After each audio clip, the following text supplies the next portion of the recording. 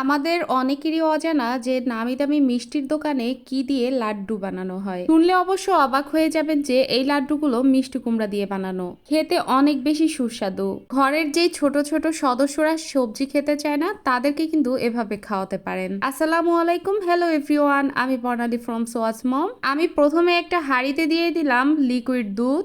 আমি এখানে কোনো পরিমাণ মতো দিইনি, আপনারা আপনাদের ইচ্ছে অনুযায়ী দিতে পারেন। এরপর এখানে আমি দিয়ে দিলাম কিউব করে কেটে রাখা মিষ্টি কুমড়া। এই মিষ্টি কুমড়া কিন্তু একদম পাকা ছিল না, কাঁচা পাকা ছিল। আমি কিন্তু মিষ্টি কুমড়াগুলোকে সেদ্ধ করব তরল দুধ দিয়ে, আপনারা চাইলে পানি দিয়েও সেদ্ধ করতে পারেন। যেহেতু এটা আধা পাকা মিষ্টি কুমড়া, তো এইটা কিন্তু সেদ্ধ হতে খুব কম সময় লাগবে। আমি আবার এখানে একটু পানিও অ্যাড করে দিলাম।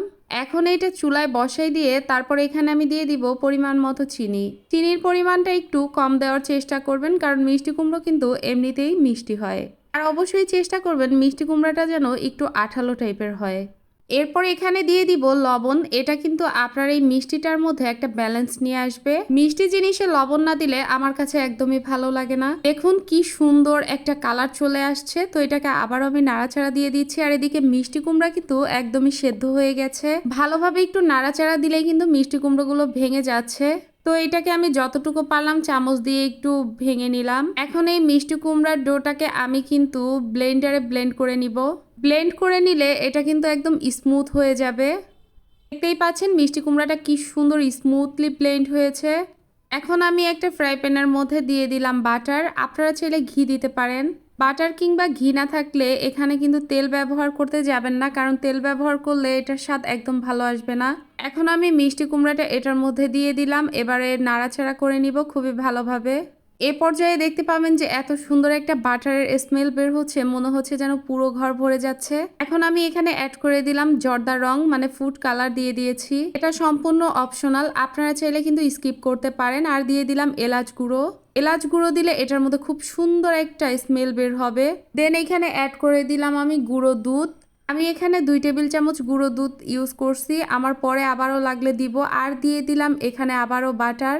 এখন কিন্তু অনেকটাই হয়ে আসছে, এই যে দেখেন চারদিক থেকে একদম সুন্দরভাবে উঠে আসছে, তার মানে এটা পারফেক্ট ভাবে হয়ে গেছে।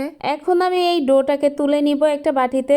এরপর এটা ঠান্ডা হওয়ার পর নিয়ে আসছি। আমি এখন হাতে কিন্তু বাটার মেখে নিয়েছি। এখন এটাকে আমি গোল গোল শেপে দিয়ে দিব, মানে হলো মিষ্টি বা লাড্ডুর যেরকম একটা শেপ হয়। দেন আমি এটাকে গুঁড়ো দুধের মধ্যে গড়িয়ে নিচ্ছি। এতে করে দেখতে হুবহু মিষ্টির দোকানের যেই সুন্দর সুন্দর লাড্ডুগুলো থাকে ওরকমই হবে। তবে আমি আপনাদেরকে শিওর বলে দিচ্ছি, এই লাড্ডু খাওয়ার পর আপনারা বুঝতেই পারবেন না যে এটা মিষ্টি কুমড়া দিয়ে বানানো লাড্ডু।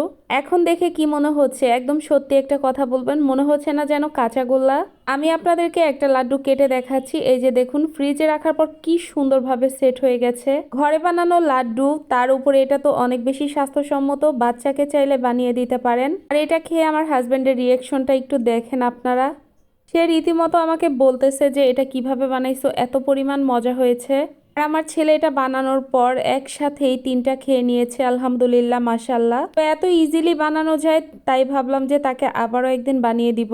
আপনাদের কাছে যদি এই রেসিপিটা ভালো লাগে তাহলে সুন্দর একটা কমেন্ট করে আমাকে জানাতে ভুলবেন না। আর হ্যাঁ, অবশ্যই ঘরে একবার হলেও ট্রাই করবেন প্লিজ।